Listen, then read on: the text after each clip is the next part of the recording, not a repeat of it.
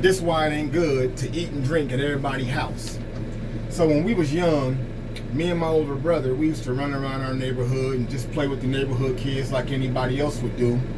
And it'd be common for us while we're out playing with each other, we'd whoever's house or yard we was closest to, that person would go in and bring out ice water or juice, Kool-Aid and other things.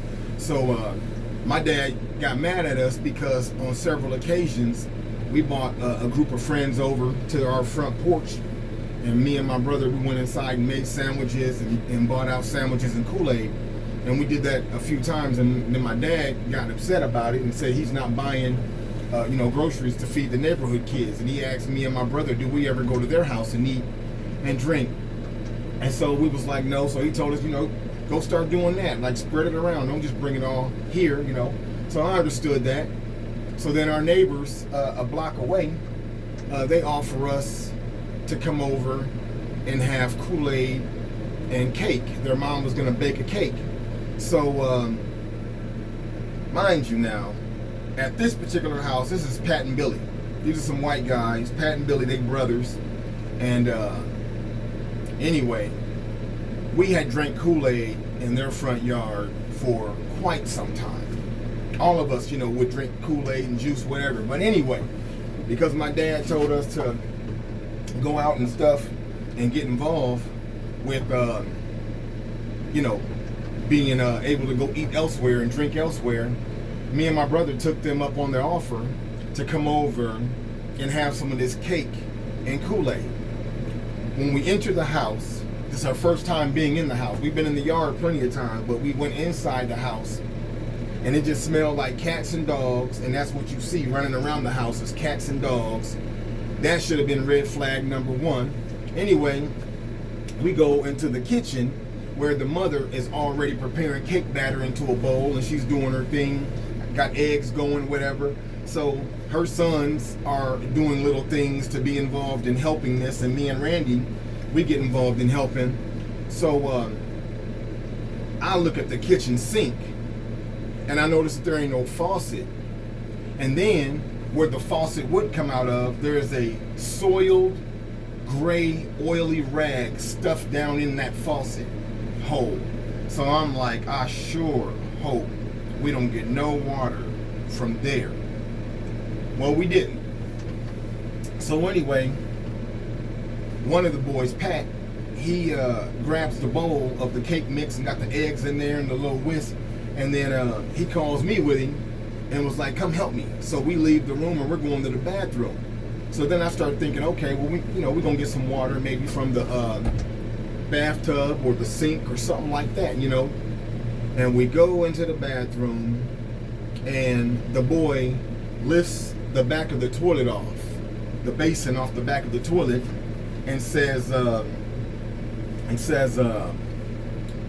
hold this. So he gave me the bowl. He lifts up the bobber, and he has the measuring cup in his hand, and he pursues to start dipping water out of the back of the toilet and pouring it into this bowl. And I said, what are you doing? And he looked at me with a look of shock that I was saying anything, and looked at me, and he spoke with a lisp. I said, what are you doing? Why are you getting water from there? He said, what? This is clean water. The dirty water's down there. So all this time that we have been drinking Kool-Aid, this Kool-Aid has been coming from toilet water. Even the big cubes of ice floating around in the mayonnaise jar that we used to drink Kool-Aid out of in their yard, even the ice cubes were from the back of the toilet. So much Kool-Aid had been drank. So when I seen this, and when the guy made that statement, I realized that this cake, everything, Kool-Aid, toilet water. So then I leave the room, and I'm like, okay, well, me and Pat, we go back to the kitchen. But I'm determined to get out this house. Me and my brother is not about to eat or drink over here, ever again. So anyway, I fake like I hear my mother calling me and my brother, because we only stayed 1 block away, and she would come on the front porch and call our names. So I told Randy, I said, oh, I think Mama calling us. And he says, I didn't hear her. I don't think she calling us. No, she's definitely calling us. We better go. We're going to get in trouble. And then he's still, I don't think she's calling us. I said, well, let's just go see. So then we leave and told them we'll be right back. So we take off running. And then when we get out of their yard and across the alley and we get to the next yard, we start walking. And he was like, what's wrong?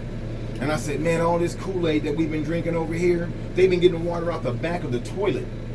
That changed my life. That's probably why I got in trouble in life, because all that happened before that. I mean, how are things going to turn out if you drink toilet water Kool-Aid? You know what goes in the toilet. We all know what goes in the toilet. I done drank some toilet water Kool-Aid. Now I wonder why I got a criminal record. Listen, don't be drinking Kool-Aid or eating at just anybody's house. Learn from me. Don't do it. Toilet water. I can't undo it.